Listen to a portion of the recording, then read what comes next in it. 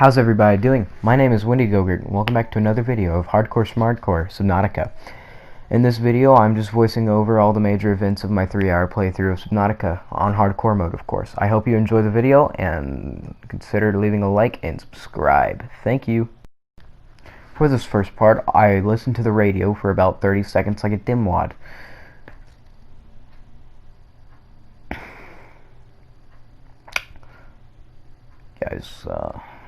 You guys come here often?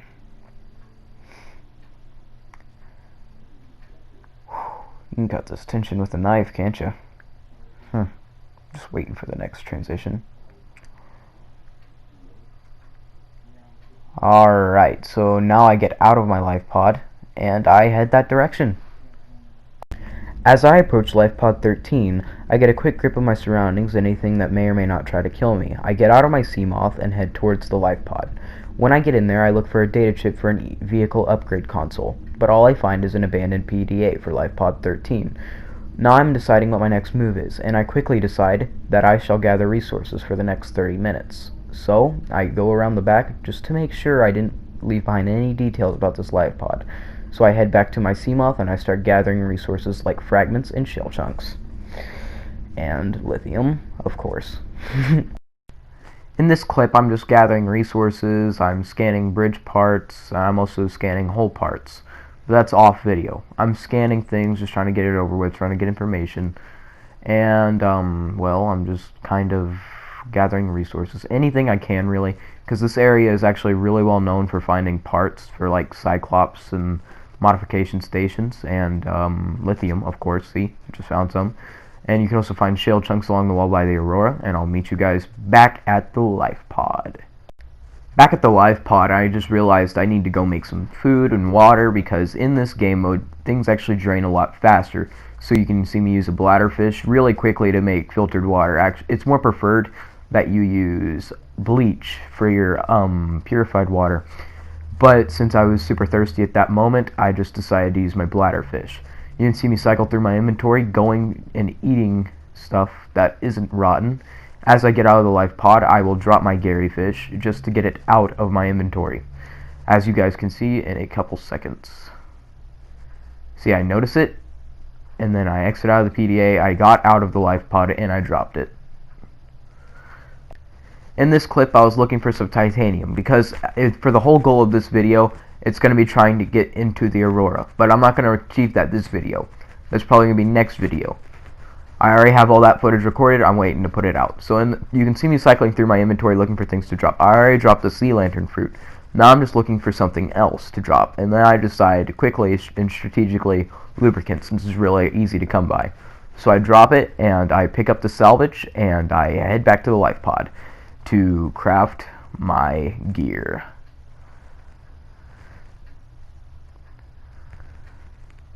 Now, I go to the fabricator and I start crafting. In this next clip, you can see me come into the life pod cycling through the fabricator, trying to look for something to craft. Then very soon I realized I'm trying to craft a habitat. So I exit the escape pod and I go to my habitat builder. I shuffle across looking for the multi-purpose room. I finally find it and I look for a place to set it for about 5 seconds, maybe 10. And I find this little reef right here, which I think is it's pretty good, and it's pretty accessible from the sides where I know I'll be coming from the most. So I place it down and I craft it.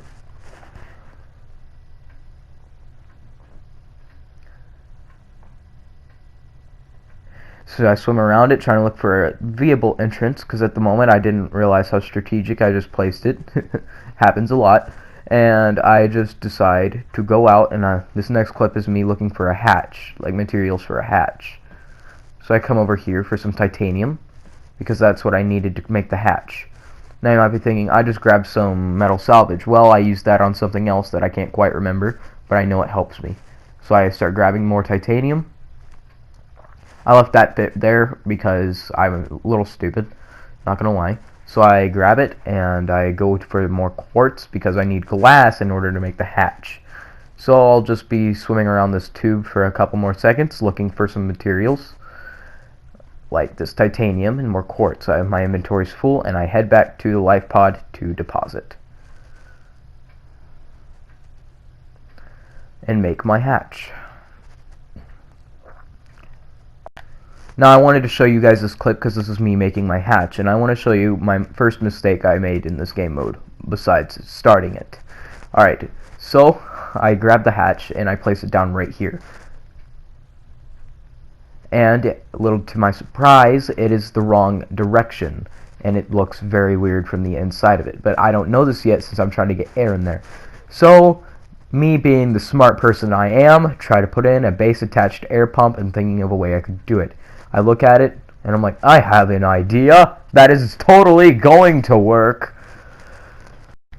In this clip, I look at this base attached air pump. I'm trying to think of a way to do it. Now I do it, and I fiddle around with the pipes for a while, and I figure out, oh wait, this is impossible. And so I just kind of give up, and I don't do it. I was going to show you like a 5-minute long clip of me being an idiot, but I decided not to, because that's just how I roll. In this next clip, I'm shuffling through my inventory looking for something I can craft, but then I realize I have a floating air pump and I need to drop that soon for inventory space. So I do that. Next I needed a radiation suit, but I don't figure this out quite yet, so I head down to the grassy plateaus thinking I can just go for resources from there. So once I come through this cave and out the other end, I go over this little plateau right here, and I find that I need radiation protection. So I turn around like my divorced wife and head back home. Now first I try and go for the life pod, but then my instincts tell me I need to go in the habitat, which is quickly refuted by me just turning right back around. So I head back towards the life pod and I just go in and I look for what I need to create a radiation suit. So I realize I need more fiber mesh, and the only way to do that is creepvine samples, specifically 2 creepvine samples. You can see me scroll up to resources and then basic materials.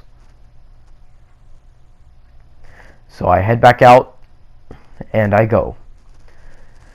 Now over here I finally get the creepvine samples. I collect 2 of them, and you guys are going to have to bear with me on this long trip back to the life pod because my editor doesn't allow me to have more than like 15 cuts, and I edit myself. It's just my editing software. So once I go in my life pod, I kind of just turn around. I go to my fabricator and I craft my first milestone besides my sea moth. I craft my radiation suit.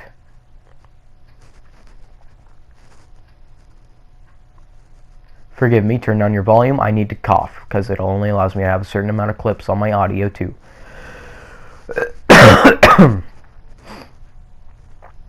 This will all be fixed soon once I get better at editing software, I swear.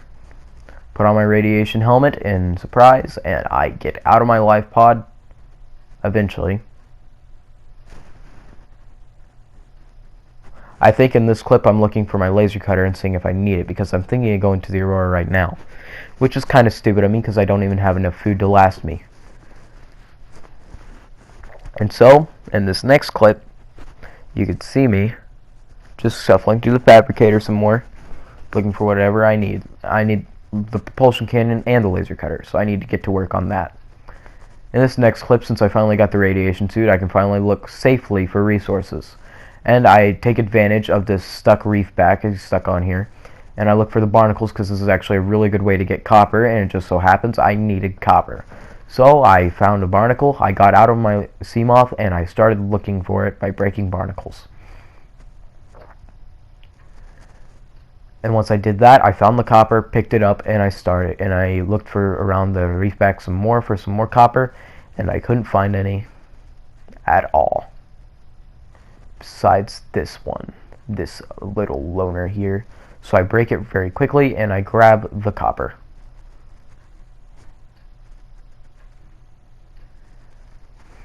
And so I'm back here. I'm going to show you guys how I gather food and how difficult it is, because this one gastropod just stays here and starts gassing me every time I try and get some food. I actually use the gravity trap since it just traps some fish for me to eat every once in a while, and I can just spam X and pick them all up without realizing what they are.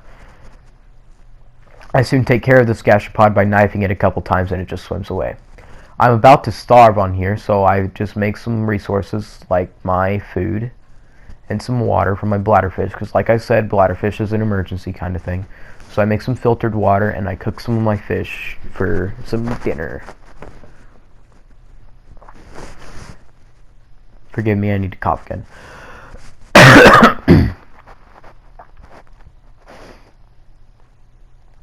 So in this next clip, I'm just looking around my inventory, seeing what I need to do next. And you can see me just eating away on some stuff, making sure I don't eat anything rotten, because I have like one thing that's rotten in my inventory, and I don't want to make sure I skip on over to it. I check my storage container for some things. I find exactly 3 titanium, which is kind of what I'm needing. But I look through and I realize I don't need any of the stuff that's in my storage. So I start heading to another direction. So I'm trying to go make the laser. So I try and to make the solar power thing. I remember, I'm sorry guys. I make the solar panel, and after I get done doing that, I can finally enter my base. Now this is only the first step, because the bioreactor is actually one of the main power sources that you probably need, and it's the easier thing. Forgive me, I need to cough again. I need the scanner room to find resources easier. So this is really just so I can get the moon pull, so I can have better modifications and finally go to the Lost River, which is the whole goal of the whole thing, to get resources in the Lost River and come back. So I realized that my exit is screwed up, so I kind of look at it. I do say the F word in this clip, but I clipped it out, thank God, and I get to work on it. In this next clip, I place down my hatch, and I get to work on putting it back together. And I put it back together, and I'm ready to go, because now my base is finally looking good.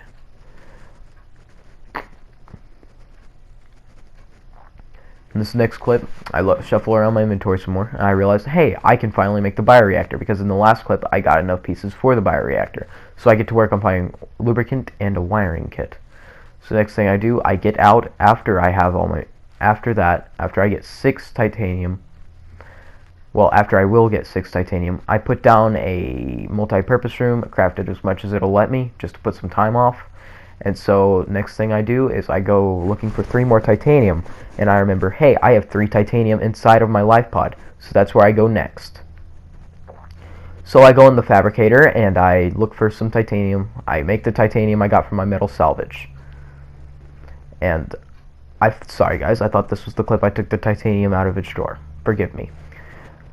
And so I repaired the multi-purpose room, and I was ready for a bioreactor. So I just head in, pretty soon anyway.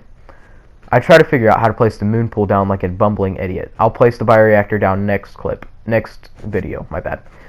So I try and place the moon pool down, I bumble around with it for a while, and then I try and place a hatch down like an idiot and waste more resources, and then I decide I'm done for the day, and that's going to be the end of this video. Thank you guys for watching, and I hope you enjoyed. Please consider liking and subscribing.